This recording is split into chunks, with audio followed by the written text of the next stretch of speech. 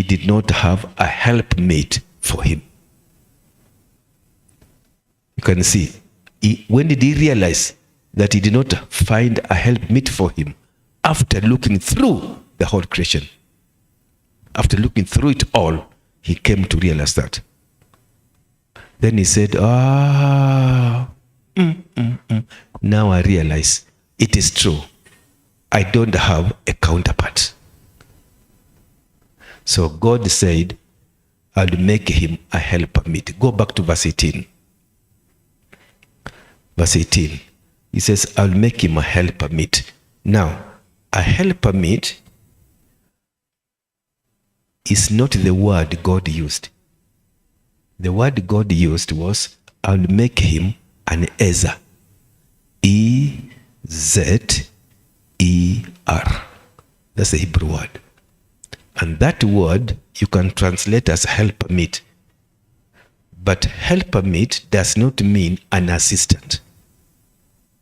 I'm saying this because some people, when they're introducing their wives, they say, behind every successful man, there is a woman, as though if the same woman was in front, he would not be successful. Yeah. As though if she was beside here, he would not be successful. That's so that the woman is always behind there. Her work is to breathe in everything that comes from the exhaust pipe. It's very bad. So, helpmeet does not mean assistant, or the way Kiswahili does. Kiswahili says msaidizi. It is, but does not make a woman an assistant. When people ask, who is your assistant? She's this one. This is my assistant. No. That word helpmeet does not mean assistant. A woman was not created as an assistant. I'll give you something. Do you know what, my students? The word helper, meet, in Hebrew is the word Ezer. In the Bible, if one word is used here and the same word is used in another book, it means it helps you see the meaning of the word.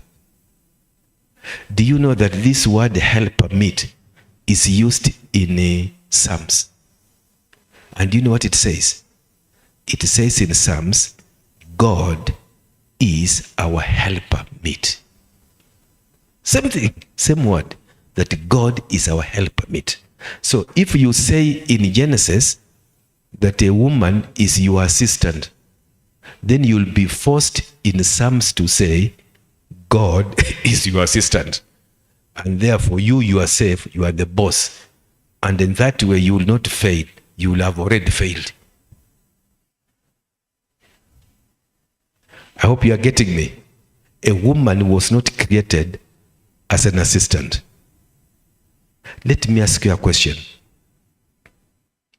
If you need a helper,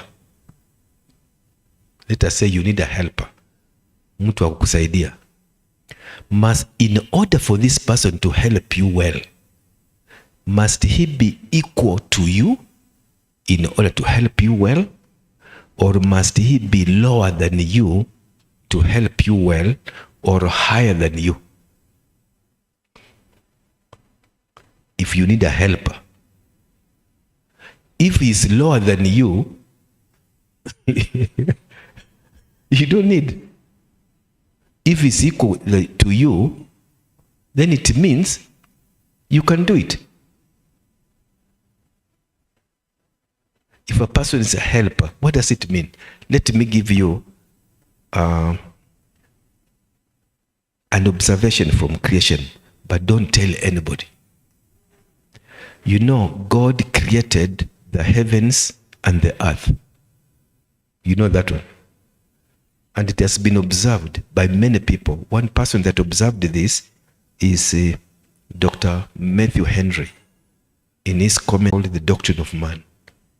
The subtopic is called The Creation of a Woman. The same thing. It has been observed that when God did creation, He was moving, and what he did on day 2 is higher than day 2. And what he did on day 3 is higher than day 2. And what he did on day 4 is higher than day 3. And on day 5, what he did was higher than day 4. What he did on day 6 is higher than day 5. He was moving from lower, if you can allow me to use that. And man, who was created on the 6th day, is higher than the animals. Sabbath, the Sabbath. What did he create? What did God create after man? What did he create after man? Yes, a woman. Before sin, a woman was built, was created higher from the pattern of lower to higher. She may look weak, but she was created higher than man. That is why when Satan came to tempt them, he went to the highest. Satan is not the type who goes to the lowest.